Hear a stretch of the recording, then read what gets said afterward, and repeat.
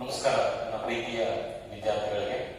ನಾನು ಬಸವನಗೌಡ ಅಂತ ಹೇಳಿ ಸಂಕಲ್ಪ ಪದವಿ ಪೂರ್ವ ಕಾಲೇಜ್ ಗಂಗಾವತಿ. ನಮಸ್ಕಾರ ನನ್ನ ಪ್ರೀತಿಯ ವಿದ್ಯಾರ್ಥಿಗಳೇ. ಈಗಾಗಲೇ ನಾನು 3 ವಿಡಿಯೋಗಳನ್ನು ನನ್ನ ಯೂಟ್ಯೂಬ್ ಚಾನಲ್ ಅಲ್ಲಿ ಅಪ್ಲೋಡ್ ಮಾಡಿದ್ದೀನಿ. ಇದು ನನ್ನ 4ನೇ ವಿಡಿಯೋ. ಈ 4ನೇ ವಿಡಿಯೋದಲ್ಲಿ ಅದೇ nature and significance of management, business ಸ್ಟಡಿಯ nature and significance of management ಅಂದ್ರೆ ಕನ್ನಡದಲ್ಲಿ ನಿರ್ವಹಣೆಯ ಮಹತ್ವ ಮತ್ತು ಸ್ವರೂಪವನ್ನು ಟಾಪಿಕ್ಕಿನ 4ನೇ ಪಾರ್ಟ್ ಆಬ್ಜೆಕ್ಟಿವ್ಸ್ ಆಫ್ ಮ್ಯಾನೇಜ್ಮೆಂಟ್, ನಿರ್ವಹಣೆಯ ಉದ್ದೇಶಗಳು ಕರೀತಾ ಹೋಗ್ತೀವಿ. ಸೊ ಇದು ನಿಮ್ಮ 8 ಅಂಕದ ಪ್ರಶ್ನೆ.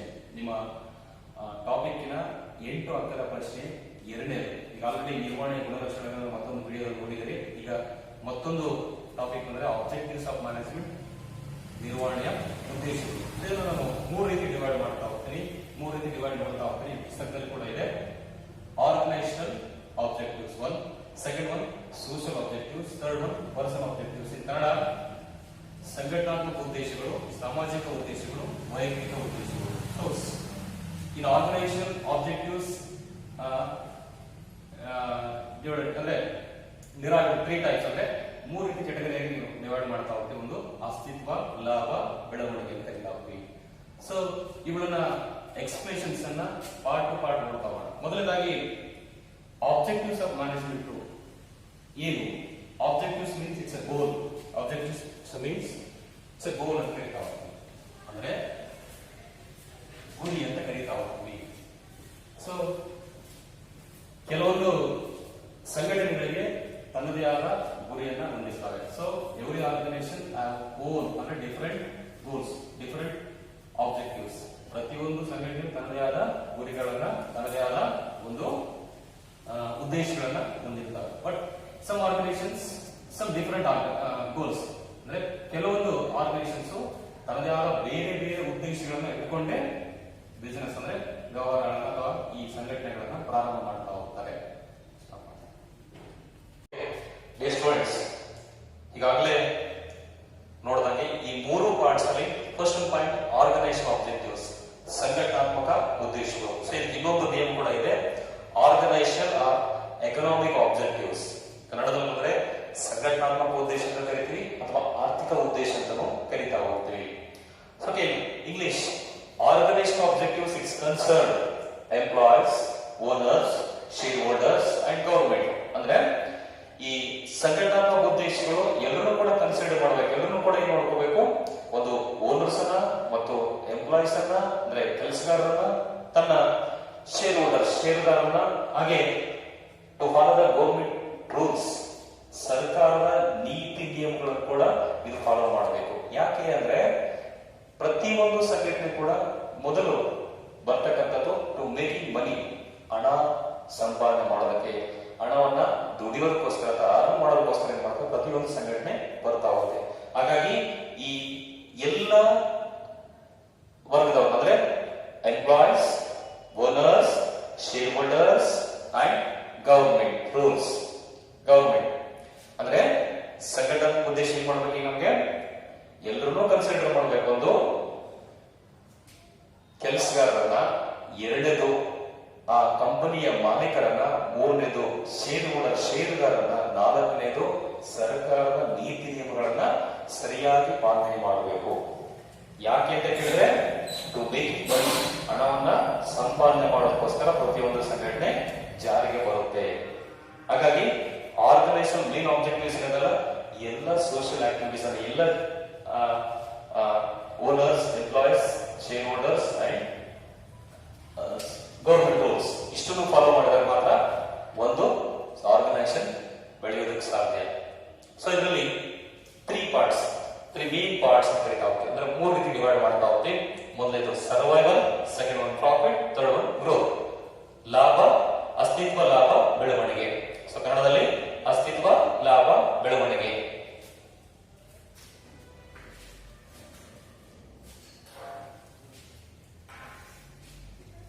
ಓಕೆ, ಈ ಆರ್ಗನೈಸೇಷನ್ ಆಬ್ಜೆಕ್ಟಿವ್ಸ್ ಅಲ್ಲಿ ಸೊ ಫಸ್ಟ್ ಸರ್ವೈವಲ್, ಅಸ್ತಿತ್ವ. ಅಸ್ತಿತ್ವ ಅಂದ್ರೆ ಏನು? To stay in the market, to stay ಅಂದ್ರೆ ಲೀವ್ ಇನ್ ದ ಮಾರ್ಕೆಟ್ ಅಂದ್ರೆ ನಮ್ಮ ವಸ್ತುಗಳು, ನಮ್ಮ ಸಂಘಟನೆಯ ವಸ್ತುಗಳು, ನಾವು ಮ್ಯಾನುಫ್ಯಾಕ್ಚರ್ ಮಾಡ್ತಕ್ಕಂಥ ಪ್ರಾಡಕ್ಟ್ಗಳು ಮಾರುಕಟ್ಟೆಯಲ್ಲಿ ಅಸ್ತಿತ್ವವನ್ನು ತರಬೇಕು, ಅಸ್ತಿತ್ವದಲ್ಲಿ ಇರಬೇಕು. ನಮ್ಮ ವಸ್ತುಗಳು ಮಾರಾಟ ಆಗಬೇಕು, ನಮ್ಮ ವಸ್ತುಗಳು ಜನಪ್ರಿಯವಾಗಬೇಕು. ಸೊ ಇದು ಸರ್ವೈವಲ್ ಅಂತ ಹೇಳ್ತಾರೆ. ಫಾರ್ ಎಕ್ಸಾಂಪಲ್, ಇನ್ನೊಂದು ಎಕ್ಸಾಂಪಲ್ ಹೇಳ್ತಾ ಹೋಗ್ತೇನೆ. ಇವತ್ತು ರಿಲಯನ್ಸ್ ಅಂಬಾನಿಗಳು ಎಷ್ಟೇ ಲಾಕ್ಡೌನ್ ಇದ್ರೂ ಕೂಡ ರಿಲಯನ್ಸ್ ಅಂಬಾನಿಗಳು ಜಗತ್ತಿನ ಶ್ರೀಮಂತರ ವ್ಯಕ್ತಿಗಳ ಪಟ್ಟಿಯಲ್ಲಿ ಇವತ್ತು 10 ಸ್ಥಾನಗಳಲ್ಲಿ ಕೂಡ ಒಂದಾಗಿದೆ. ಅಂದ್ರೆ ಈ 10 ಸ್ಥಾನಗಳಲ್ಲಿ ನಮ್ಮ ರಿಲಯನ್ಸ್ ಗ್ರೂಪ್ ಕೂಡ ಬಂದಿದೆ. ಸರ್ವೈವಲ್ ಅಂತ ಕರಿತಾ ಹೋಗ್ತೀವಿ. ಎಷ್ಟೇ ಸಮಸ್ಯೆಗಳು, ತೊಂದರೆಗಳಿದ್ರು ಕೂಡ ನಮ್ಮ ಪ್ರಾಡಕ್ಟ್ಗಳು ಜನರಿಗೆ ತಲುಪಬೇಕು ಅಲ್ವಾ. ಸೊ ಇನ್ನೊಂದು ರೀತಿ ಹೇಳೋದ್ರೆ ಸರ್ವೈವಲ್ ಅಂದ್ರೆ ಏನು? ರೆವೆನ್ಯೂ ಓವರ್ ದ ಕಾಸ್ಟ್ ಅಂತ ಕರಿತಾ ಹೋಗ್ತೀವಿ. ಅಂದ್ರೆ ವೆಚ್ಚಕ್ಕಿಂತ ಆದಾಯ ಜಾಸ್ತಿ ಬರಬೇಕು, ವೆಚ್ಚಕ್ಕಿಂತ ಆದಾಯ ಜಾಸ್ತಿ ಬರಬೇಕು ಅಂತ. ಫಾರ್ ಎಕ್ಸಾಂಪಲ್ ಒಂದು ಉದಾಹರಣೆ ಕೊಡ್ತೀನಿ. ಒಬ್ಬ ವ್ಯಕ್ತಿ ಒಂದು ಬಿಸ್ನೆಸ್ ನ ಪ್ರಾರಂಭ ಮಾಡ್ತಾನೆ, 10,000 ರೂಪಾಯಿ ಇನ್ವೆಸ್ಟ್ ಮಾಡ್ತಾನೆ. ಒಬ್ಬ ವ್ಯಕ್ತಿ ಒಂದು ಬಿಸ್ನೆಸ್ ಅನ್ನು ಪ್ರಾರಂಭ ಮಾಡಿ 10,000 ರೂಪಾಯಿ ಹೂಡಿಕೆ ಮಾಡ್ತಾನೆ, ಇನ್ವೆಸ್ಟ್ ಮಾಡಿ. ಆ 10,000 ರೂಪಾಯಿ ಒಂದು ರಿಟರ್ನ್ ತಗೋಬೇಕು ಅಂದ್ರೆ 10,000ಕ್ಕೆ 10,000 ಬಂದ್ರೆ ಮಾತ್ರ ಅಸ್ತಿತ್ವ ಇದೆ ಅನ್ನೋದು ಬಿಸ್ನೆಸ್. ಅದಕ್ಕಿಂತ ಕಡಿಮೆ ಬಂತು ಅಂದ್ರೆ ಆ ಬಿಸ್ನೆಸ್ ಲಾಸ್ ಅಲ್ಲಿ ಇದೆ ಅಂತ ಅರ್ಥ. ಅದಕ್ಕಿಂತ ಜಾಸ್ತಿ ಬಂತಂದ್ರೆ ಆ ಬಿಸ್ನೆಸ್ ಪ್ರಾಫಿಟ್ ಅಲ್ಲಿ ಇದೆ ಅಂತ ಅರ್ಥ. ಸೊ ಇದು ಈಸಿಯಾಗಿ ಅಂಡರ್ಸ್ಟ್ಯಾಂಡ್ ಮಾಡ್ಕೊಳ್ಳಿ. ಸರ್ವೈವಲ್ ಇಟ್ಸ್ ಲಿವ್ ಟು ಅಥವಾ ಲಿವಿಂಗ್ ಮಾರ್ಕೆಟ್ ಅಂದ್ರೆ ಮಾರುಕಟ್ಟೆಯಲ್ಲಿ ನಮ್ಮ ವಸ್ತುಗಳು, ನಮ್ಮ ಸಂಘಟನೆ ಅಸ್ತಿತ್ವವನ್ನು ಪಡೆಯುವುದಕ್ಕೆ ಇವುಗಳು ಮುಖ್ಯ ಅಂತ ಕರಿತಾ ಹೋಗ್ತೀವಿ. ಎರಡನೇ ಪಾಯಿಂಟ್ ಬಂದ್ರೆ ಪ್ರಾಫಿಟ್, ಲಾಭ.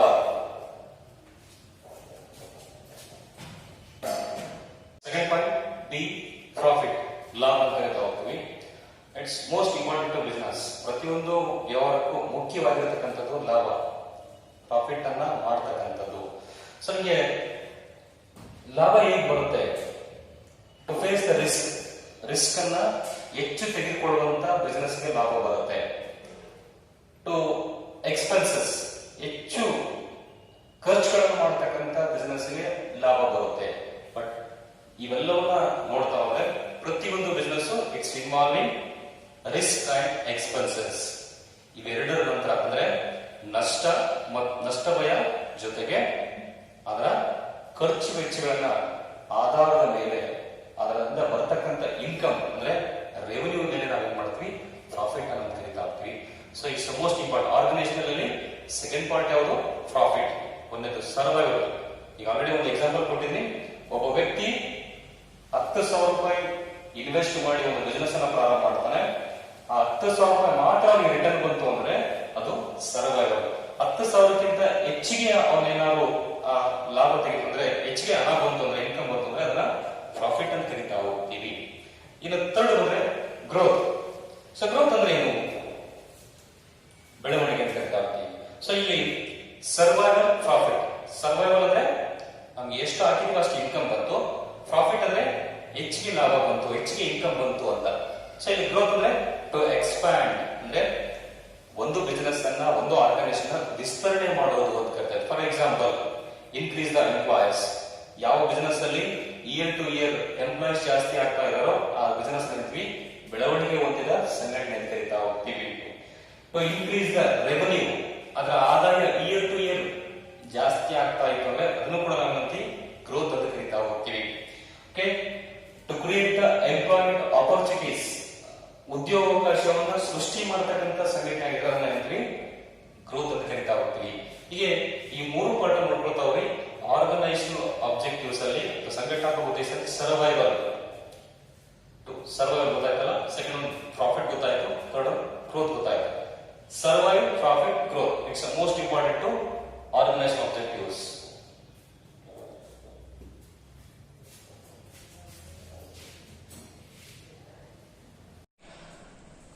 ಓಕೆ, ಆಬ್ಜೆಕ್ಟಿವ್ಸ್ ಆಫ್ ಮ್ಯಾನೇಜ್ಮೆಂಟ್ ಅಲ್ಲಿ ಸೆಕೆಂಡ್ ಪಾಯಿಂಟ್ ಸೋಷಿಯಲ್ ಆಬ್ಜೆಕ್ಟಿವ್ಸ್, ಕನ್ನಡದಲ್ಲಿ ಸಾಮಾಜಿಕ ಉದ್ದೇಶಗಳು ಅಂತ ಕರಿತಾ ಹೋಗ್ತೀವಿ.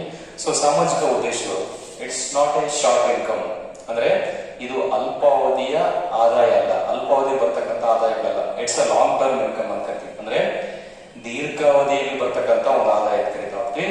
ಇದರ main objectives eco friendly production ಕರಿತಾ ಹೋಗ್ತೀವಿ, ಅಂದ್ರೆ ಪರಿಸರಕ್ಕೆ ಹಾನಿ ಮಾಡದೆ, ಪರಿಸರಕ್ಕೆ ತೊಂದರೆ ಕೊಡದೆ ಉತ್ಪಾದನೆಯನ್ನು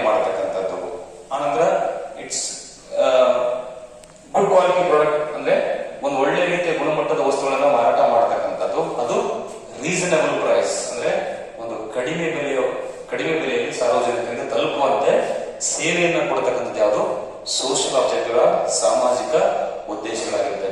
ಸೊ ಇನ್ನೊಂದು ರೀತಿಯಲ್ಲಿ ಹೇಳ್ಬೋದಂದ್ರೆ ಟು ಕ್ರಿಯೇಟ್ ಎಂಪ್ಲಾಯ್ಮೆಂಟ್ ಆಪರ್ಚುನಿಟೀಸ್, ಅಂದ್ರೆ ಸಮಾಜಕ್ಕೆ ಉದ್ಯೋಗಾವಕಾಶಗಳನ್ನು ಸೃಷ್ಟಿ ಮಾಡತಕ್ಕಂಥದ್ದು ಕೂಡ ನಾವೇಳ್ತೀವಿ ಸಾಮಾಜಿಕ ಉದ್ದೇಶಗಳು ಅಂತ ಕರಿತಾ ಹೋಗ್ತೀವಿ.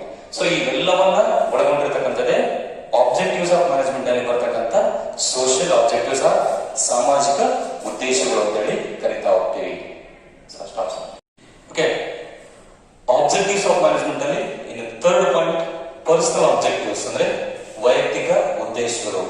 ಇಟ್ಸ್ ಕನ್ಸರ್ನ್ ಅಂದ್ರೆ ಇಟ್ಸ್ ರಿಲೇಟೆಡ್ ಟು ಎಂಪ್ಲಾಯ್ಸ್ ಅಂತ ಕರಿತೀವಿ. ಅಂದ್ರೆ ಕಂಪನಿಯ ಕೆಲಸಗಾರರು, ಸಂಘಟನೆಯ ಕೆಲಸಗಾರರಿಗೆ ಸಂಬಂಧಪಟ್ಟಿರ್ತಕ್ಕಂಥದ್ದು ಯಾವುದು ಪರ್ಸನಲ್ ಆಬ್ಜೆಕ್ಟಿವ್ಸ್, ವೈಯಕ್ತಿಕ ಉದ್ದೇಶಗಳು ಅಂತ ಕರಿತಾ ಹೋಗ್ತೀವಿ. ಏನ್ ಸರ್ ಇದು ಪರ್ಸನಲ್ ಆಬ್ಜೆಕ್ಟಿವ್ಸ್, ವೈಯಕ್ತಿಕ ಉದ್ದೇಶಗಳಂದ್ರೆ ಏನು? ಒಬ್ಬ ವ್ಯಕ್ತಿ, ಒಬ್ಬ ಎಂಪ್ಲಾಯ್ ಆಸೆ ಪಡ್ತಾನೆ ಏನಂತ ಟು ರೆಕಗ್ನೈಸ್ ದ ಆರ್ಗನೈಸೇಷನ್ ಕರಿತೀವಿ. ಅಂದ್ರೆ ಒಂದು ಸಂಘಟನೆ ತನ್ನನ್ನು ಗುರುತಿಸಬೇಕು, ತನ್ನನ್ನ ಐಡೆಂಟಿಫೈ ಮಾಡ್ಬೇಕಂತ ಆಸೆ ಪಡ್ತಾನೆ. ಒಬ್ಬ ಎಂಪ್ಲಾಯ್ ಆಸೆ ಪಡ್ತಾನೆ ನನಗೆ ಸ್ಯಾಲರಿ ಚೆನ್ನಾಗಿರ್ಬೇಕು ಅಂತ ಆಸೆ ಪಡ್ತಾನೆ. ಓಕೆ, ಒಬ್ಬ ಎಂಪ್ಲಾಯ್ ಮಾಡ್ತಾನೆ ನನಗೆ ಬೋನಸ್ ಜಾಸ್ತಿ ಬರಬೇಕು ಅಂತ ಆಸೆ ಪಡ್ತಾನೆ. ಮತ್ತೊಬ್ಬ ಎಂಪ್ಲಾಯೀಸ್ ಏನ್ ಮಾಡ್ತಾ ಇರ್ತಾರೆ ಅಂದ್ರೆ ಅವರಿಗೆ ಬರ್ತಕ್ಕಂಥ ಇನ್ಸೆಂಟಿವ್ಸ್ ಜಾಸ್ತಿ ಆಗ್ಬೇಕು ಅಂತ ಆಸೆ ಪಡ್ತಾರೆ. ಇವೆಲ್ಲವೂ ಒಬ್ಬ ಎಂಪ್ಲಾಯೀಸ್ ಗೆ ಬರ್ತಕ್ಕಂಥ ಆಸೆಗಳು. ಇವುಗಳನ್ನ ನಾವೇನ್ ಮಾಡ್ತೀವಿ ವೈಯಕ್ತಿಕ ಉದ್ದೇಶಗಳು ಅಂದ್ರೆ ಪರ್ಸನಲ್ ಆಬ್ಜೆಕ್ಟಿವ್ಸ್ ಅಂತ ಕರಿತಾ ಹೋಗ್ತೀವಿ. ಸೊ ಇನ್ನು ಕ್ಲಿಯರ್ ಆಗಿ ಹೇಳ್ಬೋದಂದ್ರೆ ಒಬ್ಬರಿಗೆ ಕೆಲಸಕ್ಕೆ ತಕ್ಕಂತೆ ಬಡ್ತಿ, ಪ್ರಮೋಷನ್ ಬೇಕು ಅಂತ ಕರೀತಾರೆ. ಈ ಕೆಲಸದಿಂದ ಮತ್ತೊಂದು ಹೈಯರ್ ಜಾಬ್ ಅಂದ್ರೆ ದೊಡ್ಡ ಮಟ್ಟದ ಹುದ್ದೆಗೆ ನಾನು ಹೋಗ್ಬೇಕು ಅನ್ನೋ ಆಸೆ ಇಟ್ಕೊಂಡಿರ್ತಾರೆ. ಇವೆಲ್ಲವನ್ನು ಒಳಗೊಂಡಿರ್ತಕ್ಕಂಥ ಯಾವಂದ್ರೆ ಪರ್ಸನಲ್ ಆಬ್ಜೆಕ್ಟಿವ್ಸ್, ವೈಯಕ್ತಿಕ ಉದ್ದೇಶಗಳು. ಸೊ ಒಬ್ಬ ಎಂಪ್ಲಾಯೀಸ್ಗೆ ಚೆನ್ನಾಗಿ ಸಂಬಳ ಕೊಟ್ಟರೆ ಚೆನ್ನಾಗಿ ಕೆಲಸ ಮಾಡ್ತಾನೆ, ಅವನಿಗೆ ಬೋನಸ್ ಸಿಗ್ತಾ ಇದ್ರೆ ಅವ್ನು ಹೆಚ್ಚಿಗೆ ಕೆಲಸ ಮಾಡಕ್ ಪ್ರಯತ್ನ ಪಡ್ತಾನೆ. ಹೀಗೆ ಸುಮಾರು ವೇದದಲ್ಲಿ ಅವರವರ ಆಸೆಗಳನ್ನ ಇಟ್ಕೊಂಡಿರ್ತಕ್ಕಂಥದ್ದು, ಉದ್ದೇಶ ಇಟ್ಕೊಂಡಿರ್ತಕ್ಕಂಥದ್ದೇ ವೈಯಕ್ತಿಕ ಉದ್ದೇಶಗಳು, ಪರ್ಸನಲ್ ಆಬ್ಜೆಕ್ಟಿವ್ಸ್ ಅಂತ ಕರಿತಾ ಹೋಗ್ತೀವಿ ಸರ್. ಓಕೆ, ಈ ಮೂರು ಪಾರ್ಟ್ಸ್ ನೋಡ್ಕೊಂಡಾಗ ನಿಮ್ಗೆ ಈ ಟಾಪಿಕ್ ಮೇಲೆ, ಈ ಕ್ವಶನ್ ಮೇಲೆ 8 ಅಂಕದ ಪ್ರಶ್ನೆಗಳು ಬರ್ತವೆ. 8 ಮಾರ್ಕ್ಸ್ ಕ್ವಶನ್ಸ್. ಈ 8 ಮಾರ್ಕ್ಸ್ ಕ್ವಶನ್ಸ್ ಈ ಮೂರನ್ನು ಎಕ್ಸ್ಪ್ರೆಷನ್ ಮಾಡಬೇಕು, ಜೊತೆಗೆ ಈ ಸಬ್ ಪಾಯಿಂಟ್ಸ್ ಕೂಡ ನೀವು ಎಕ್ಸ್ಪ್ರೆಷನ್ ಮಾಡಬೇಕು. ಇದು 8 ಮಾರ್ಕ್ಸ್ ಅಲ್ಲದೆ 1 ವರ್ಡ್ ಅಥವಾ 1 ಮಾರ್ಕ್ಸ್ ಕೂಡ ಕೇಳ್ತಕ್ಕಂಥ ಕ್ವಶನ್ ಗಳಿದೆ. ಫಾರ್ ಎಕ್ಸಾಂಪಲ್ ಹೇಳ್ತಾ ಹೋಗ್ತಾನೆ, state any one objectives of management ಅಂದ್ರೆ ನಿರ್ವಹಣೆ ಯಾವ್ದಾದ್ರು ಒಂದು ಉದ್ದೇಶನ ತಿಳಿಸಿ ಅಂತ ಕೇಳಿದಾಗ ನೀವೇನ್ ಬರೀಬೇಕು, ಈ ಮೂರಲ್ಲಿ ಯಾವ್ದಾದ್ರು ಒಂದು ಬರೀಬೇಕು. ಅಂದ್ರೆ organisation objectives, social objectives, personal objectives. ಕನ್ನಡದಲ್ಲಿ ಬಂದ್ರೆ ನಿರ್ವಹಣೆ ಯಾವ್ದಾದ್ರು ಒಂದು ಉದ್ದೇಶನ ತಿಳಿಸಿ ಅಂತ ಕೇಳಿದಾಗ ನೀವೇನ್ ಮಾಡ್ಬೇಕು, ಯಾವ್ದಾದ್ರು ಒಂದು ಅಂದ್ರೆ ಸಂಘಟನಾತ್ಮಕ ಉದ್ದೇಶ, ಸಾಮಾಜಿಕ ಉದ್ದೇಶ, ವೈಯಕ್ತಿಕ ಉದ್ದೇಶ ಅಂತ ಹೇಳಿ ಬರೀತಾ ಹೋಗ್ಬೇಕು. ಸಪೋಸ್ ಇನ್ನು ಇದರಲ್ಲಿ ಒಳಗಿನ ಕ್ವಶನ್ಸ್ ಏನಂತ ಕೇಳಿದ್ರೆ, state any one organisation objectives ಅಂದ್ರೆ ಯಾವ್ದಾದ್ರು ಒಂದು ಸಂಘಟನಾತ್ಮಕ ಉದ್ದೇಶವನ್ನ ತಿಳಿಸಿ ಅಂತ ಕೇಳಿದಾಗ ಇದರ ಸಬ್ ಪಾಯಿಂಟ್ಸ್ 3 ಇದಾವೆ. Survival, profit, grow. ಕಡದಲ್ಲಿ ಅಸ್ತಿತ್ವ, ಲಾಭ, ಬೆಳವಣಿಗೆ. ಈ 3 ಪಾಯಿಂಟ್ಸ್ ಅಲ್ಲಿ ಯಾವ್ದಾರ ಒಂದನ್ನು ನೀವು ಬರಲೆ 1 ಮಾರ್ಕ್ಸ್ ಅನ್ನ ಕೊಡ್ತಾರೆ. ಸಪೋಸ್ ಸೋಷಿಯಲ್ ಆಬ್ಜೆಕ್ಟಿವ್ಸ್ ಅಂತ ಕೇಳಿದ್ರೆ, ಅದೇ state any one social objectives, ಸಾಮಾಜಿಕ ಯಾವ್ದಾದ್ರು ಒಂದು ಸಾಮಾಜಿಕ ಉದ್ದೇಶ ತಿಳಿಸಿ ಅಂತ ಕೇಳಿದಾಗ ನೀವೇನ್ ಮಾಡ್ಬೇಕು, ಎಕೋ ಫ್ರೆಂಡ್ಲಿ ಪ್ರೊಡಕ್ಷನ್ ಅಂದ್ರೆ ಪರಿಸರಕ್ಕೆ ಹಾನಿ ಮಾಡದೆ ಉತ್ಪಾದನೆ ಮಾಡತಕ್ಕಂಥದ್ದು. ಹೀಗೆ ಈ ತರ ಒಂದಿಷ್ಟು ಎಕ್ಸಾಂಪಲ್ಸ್ ನ ಕೊಡ್ತಾ ಹೋಗಿ. ಓಕೆ, ಇಲ್ಲಿ ಸ್ಟೇಟ್ ಇನ್ ಒನ್ ಎಕ್ಸಾಂಪಲ್ ಅಥವಾ state in one personal objective ಅಂತ ಕೇಳಿದಾಗ ವೈಯಕ್ತಿಕ ಯಾವ್ದಾದ್ರು ಒಂದು ವೈಯಕ್ತಿಕ ಉದ್ದೇಶ ತಿಳಿಸಿ ಅಂತ ಕೇಳಿದಾಗ ಟು ಸ್ಯಾಲರಿ, ಬೋನಸ್ ಅಥವಾ ಒಳ್ಳೆ ರೀತಿಯ ವೇತನ ಕೊಡ್ತಕ್ಕಂಥದ್ದು, ಬೋನಸ್ ಅನ್ನ ಕೊಡ್ತಕ್ಕಂಥದ್ದು, ಉತ್ತೇಜನ ಕೊಡ್ತಕ್ಕಂಥದ್ದು. ಹೀಗೆ ಇವುಗಳು ನೀವೇ ಮಾಡಬಹುದು, ಎಕ್ಸಾಂಪಲ್ ರೂಪ ಕೊಡಬಹುದು. ಇವುಗಳು 1 ಮಾರ್ಕ್ಸ್ಗೂ ಕೇಳ್ತಾರೆ, 2 ಮಾರ್ಕ್ಸ್ಗೂ ಕೇಳ್ತಾರೆ, ಸಪೋಸ್ ಬಂದ್ರೆ 8 ಮಾರ್ಕ್ಸ್ಗೂ ಕೇಳ್ತಾರೆ. ಇದನ್ನ 8 ಮಾರ್ಕ್ಸ್ ನೋಡ್ಕೊಳ್ಳೋದ್ರಿಂದ ನಿಮಗೆ 1 ಮಾರ್ಕ್ಸ್, 2 ಮಾರ್ಕ್ಸ್, 8 ಮಾರ್ಕ್ಸ್ ಈಸಿಯಾಗಿ ಅಂಡರ್ಸ್ಟ್ಯಾಂಡ್ ಆಗುತ್ತೆ. ಓಕೆ, ಧನ್ಯವಾದಗಳು. ಓಕೆ, ಇವತ್ತು ಇಂಪಾರ್ಟೆನ್ಸ್ ಆಫ್ ಮ್ಯಾನೇಜ್ಮೆಂಟ್, ಈಗ ಆಲ್ರೆಡಿ ಆಬ್ಜೆಕ್ಟಿವ್ಸ್ ಆಫ್ ಮ್ಯಾನೇಜ್ಮೆಂಟ್ ಅನ್ನು ನೋಡಿದ್ರಲ್ಲ, ಅದರ ನಂತರ ಬರತಕ್ಕಂಥ ಪಾರ್ಟ್ ಇಂಪಾರ್ಟೆನ್ಸ್ ಆಫ್ ಮ್ಯಾನೇಜ್ಮೆಂಟ್, ಕನ್ನಡದಲ್ಲಿ ನಿರ್ವಹಣೆಯ ಪ್ರಾಮುಖ್ಯತೆ ಅಂತ ಕರಿತಾ ಹೋಗ್ತೀವಿ. ಇದು ಆಕ್ಚುಲಿ ನಿಮ್ಮ ಎಕ್ಸಾಮ್ ನಲ್ಲಿ ಯಾವ ಎಕ್ಸಾಮ್ ಕೇಳಿಲ್ಲ, ಬಹುಶಃ ಮುಂದಿನ ವರ್ಷದಲ್ಲಿ ಕೇಳುವಂತ ಸಾಧ್ಯತೆಗಳಿಲ್ಲ. ಹಾಗಾಗಿ ಇದನ್ನು ಕೂಡ ನಾವು ಎಕ್ಸ್ಪ್ರೆಷನ್ಸ್ ನೋಡ್ತಾ ಹೋಗೋಣ. ಇದರಲ್ಲಿ ಸುಮಾರು 5 ಪಾಯಿಂಟ್ಸ್ ಇದಾವೆ. 5ರಲ್ಲಿ 4 ಪಾಯಿಂಟ್ಸ್ ಅನ್ನ ಮಾತ್ರ ನೀವು ಬರೀಬೇಕು ಎಕ್ಸಾಮ್ ನಲ್ಲಿ ಕೇಳಿದಾಗ, ಕೇವಲ 4 ಮಾರ್ಕ್ಸ್ಗೆ ಮಾತ್ರ. ಹಾಗಾಗಿ ಒಂದೊಂದು ಎಕ್ಸ್ಪ್ರೆಷನ್ ನೋಡ್ತಾ ಹೋಗೋಣ. Management helps in achieving group goals ಅಂದ್ರೆ ನಿರ್ವಹಣೆಯು ಗುಂಪು ಗುರಿಗಳನ್ನು ಸಾಧಿಸಲು ಸಹಾಯ ಮಾಡುತ್ತೆ. ಇಂಗ್ಲಿಷ್ ಅಲ್ಲಿ ಬಂದ್ರೆ ಮ್ಯಾನೇಜ್ಮೆಂಟ್ ಅಂದ್ರೆ ಇಟ್ಸ್ ಕನ್ವರ್ಟೆಡ್ ಇಂಟು ಎಂಪ್ಲಾಯೀಸ್ ಅಂದ್ರೆ ವ್ಯಕ್ತಿಗಳನ್ನ ಪರಿವರ್ತನೆ ಮಾಡುತ್ತೆ. ಯಾವುದಕ್ಕೆ? To convert into organisation goals ಅಂದ್ರೆ ಸಂಘಟನೆಯ ಗುರಿಗಳಿಗೆ ಅಥವಾ ಗುರಿಗಳನ್ನ ಸಾಧಿಸೋದಕ್ಕೆ ಅವರನ್ನ ಪರಿವರ್ತನೆ ಮಾಡತಕ್ಕಂಥದ್ದು ಯಾವುದು? ಮ್ಯಾನೇಜ್ಮೆಂಟ್, ನಿರ್ವಹಣೆ ಅಂತ ಕರಿತಾ ಹೋಗ್ತೀವಿ. ಸೊ ಹೆಸರು ಹೇಳ್ತಾ ಇದ್ದೀನಿ, ಇಟ್ಸ್ ಕನ್ವರ್ಟೆಡ್ ಎಂಪ್ಲಾಯೀಸ್ ಏನ್ ಮಾಡ್ತಿದ್ದೋ ಕೆಲಸಗಳನ್ನ ಪರಿವರ್ತನೆ ಮಾಡ್ತೀವಿ ಯಾವುದಕ್ಕೆ ಕನ್ವರ್ಟ್ ಇಂಟು ಆರ್ಗನೈಸೇಷನ್ ಗೋಲ್ಸ್ ಗುರಿಗಳನ್ನು ಸಾಧಿಸೋದಕ್ಕೆ ಅಂದ್ರೆ ಕಂಪನಿಯ ಗುರಿಗಳನ್ನ ಮುಟ್ಟಿಸೋದಕ್ಕೆ. Okay, second point management increases efficiency ನಿರ್ವಹಣೆಯು ದಕ್ಷತೆಯನ್ನ ಹೆಚ್ಚಿಸುತ್ತೆ. ಸೊ ನಿರ್ವಹಣೆ ದಕ್ಷತೆ ಹೆಚ್ಚಿಸೋದಕ್ಕೆ ಒಂದಿಷ್ಟು ಕಾರ್ಯಗಳು ಬೇಕು. ಏನೇನು ಕಾರ್ಯಗಳು ನಿಮ್ಮ ಪುಸ್ತಕದ ಒಂದಿಷ್ಟು ನೆಕ್ಸ್ಟ್ ಪಾರ್ಟ್ ಅಲ್ಲಿ ಬರ್ತಕ್ಕಂಥ ಫಂಕ್ಷನ್ಸ್ ಆಫ್ ಮ್ಯಾನೇಜ್ಮೆಂಟ್ ಅಲ್ಲಿ ಬರುತ್ತೆ. ಅವುಗಳನ್ನೇ planning, organising, staffing, directing, controlling ಈ 5 ಪಾಯಿಂಟ್ಸ್ ಅನ್ನ ಇಟ್ಕೊಂಡ್ರೆ ಈ 5 ಪಾಯಿಂಟ್ಸ್ ಅನ್ನ ಫಾಲೋ ಮಾಡೋದ್ರಿಂದ ಏನಾಗುತ್ತೆ ಮ್ಯಾನೇಜ್ಮೆಂಟ್ ಇನ್ಕ್ರೀಸಸ್ ಎಫಿಷಿಯನ್ಸಿ ನಿರ್ವಹಣೆ ದಕ್ಷತೆಯನ್ನ ಹೆಚ್ಚಿಸುತ್ತೆ ಅಥವಾ ಎಫಿಷಿಯಂಟ್ಲಿ ವರ್ಕ್ ಅಂದ್ರೆ ಪರಿಣಾಮಕಾರಿ ಕೆಲಸ ಮಾಡೋದಕ್ಕೆ ಸಹಾಯ ಮಾಡುತ್ತೆ. ನೆನಪಡಿ ಇನ್ನೊಂದ್ಸಲ ಹೇಳ್ತಾ ಇದ್ದೀನಿ, management increases efficiency through the functions planning, organising, directing, controlling, staffing. So ಇನ್ನೊಂದ್ಸಲ ಕನ್ನಡ ಹೇಳ್ತಾ ಇದ್ದೀನಿ, ನಿರ್ವಹಣೆ ದಕ್ಷತೆ ಹೆಚ್ಚಿಸುತ್ತೆ ಹೇಗೆ ಅದರ ಕಾರ್ಯಗಳ ಮೂಲಕ ಯೋಜಿಸುವಿಕೆ, ಸಂಘಟಿಸುವಿಕೆ, ನಿರ್ದೇಶಿಸುವಿಕೆ ಮತ್ತು ಸಿಬ್ಬಂದಿಯನ್ನು ನಿರ್ವಹಿಸುವುದರ ಮೂಲಕ ಅವುಗಳನ್ನ ದಕ್ಷತೆಯನ್ನು ಹೆಚ್ಚಿಸ್ತಾ ಹೋಗುತ್ತೆ. Third point management creates dynamic organisations. ಕನ್ನಡದ ಬಂದರೆ ನಿರ್ವಹಣೆಯು ಚಲನಶೀಲ ಸಂಘಟನೆಯನ್ನ ಸೃಷ್ಟಿಸುತ್ತೆ. ಫಾರ್ ಎಕ್ಸಾಂಪಲ್ ನಿಮ್ಗೆ ಹೇಳ್ತೇನೆ, ಈ ಬಾಹ್ಯ ಪರಿಸರ ಅಂತ ಕರೀತಾ ಹೋಗ್ತೀವಿ ಅಂದ್ರೆ ಎಕ್ಸ್ಟರ್ನಲ್ ಫ್ಯಾಕ್ಟರ್ಸ್ ಬೇರೆ ಬೇರೆ ಬೇರೆ ಪರಿಸರಗಳು ಬದಲಾಗ್ತಾ ಹೋದಂಗೆಲ್ಲ ಏನಾಗುತ್ತೆ ಇದು ಅದಕ್ಕೆ ತಕ್ಕಂತೆ ಹೊಂದಿಕೊಳ್ತಾ ಹೋಗುತ್ತೆ, ಅದಕ್ಕೆ ತಕ್ಕಂತೆ ಬದಲಾವಣೆ ಆಗ್ತಾ ಹೋಗುತ್ತೆ. ಅದಕ್ಕೆ ಮ್ಯಾನೇಜ್ಮೆಂಟ್ ಕ್ರಿಯೇಟ್ಸ್ ಡೈನಾಮಿಕ್ ಆರ್ಗನೈಸೇಷನ್ಸ್ ಅಂತ ಕರೀತಾ ಹೋಗ್ತೀವಿ. ನಿರ್ವಹಣೆಯು ಚಲನಶೀಲ ಸಂಘಟನೆಯನ್ನ ಸೃಷ್ಟಿ ಮಾಡುತ್ತೆ. ಸೊ ಹೇಗೆ ಒಂದು ಉದಾಹರಣೆ ಎಕ್ಸಾಂಪಲ್ ಕೊಡ್ತಾ ಹೋಗ್ತೀವಿ. ಒಬ್ಬ ವ್ಯಕ್ತಿ ಭವಿಷ್ಯದಲ್ಲಿ ಬದಲಾಗ್ತಕ್ಕಂಥ ಒಂದಿಷ್ಟು ಟೆಕ್ನಾಲಜಿ ತಂತ್ರಜ್ಞಾನಕ್ಕೆ ತಕ್ಕಂತೆ ಅವ್ರು ಬದಲಾಗಬೇಕು. ಹಾಗೆ ಕಸ್ಟಮರ್ಗೆ ಬೇಕಾಗಿರ್ತಕ್ಕಂಥ ವಸ್ತುಗಳಿಗೆ ತಕ್ಕಂತೆ ಆ ವಸ್ತುಗಳನ್ನ ತಯಾರು ಮಾಡತಕ್ಕಂಥದ್ದು. ಹೀಗೆ ಬೇರೆ ಬೇರೆ ವಿಚಾರಗಳಿಗೆ ಬೇರೆ ಬೇರೆ ಒಂದು ಪರಿಸರಕ್ಕೆ ತಕ್ಕಂತೆ ಮ್ಯಾನೇಜ್ಮೆಂಟ್ ಏನಾಗುತ್ತೆ ಅದು ಬದಲಾಗ್ತಾ ಹೋಗುತ್ತೆ. It's a dynamic organisations, it's a changes environment ಅಂತ ಕರೀತಾರೆ.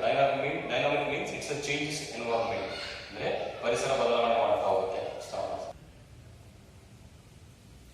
Okay, fourth point management helps in achieving personal objectives. ನಡೆದ್ರೆ ನಿರ್ವಹಣೆಯು ವೈಯಕ್ತಿಕ ಉದ್ದೇಶಗಳನ್ನು ಸಾಧಿಸಲು ಸಹಾಯ ಮಾಡತಕ್ಕಂಥದ್ದು.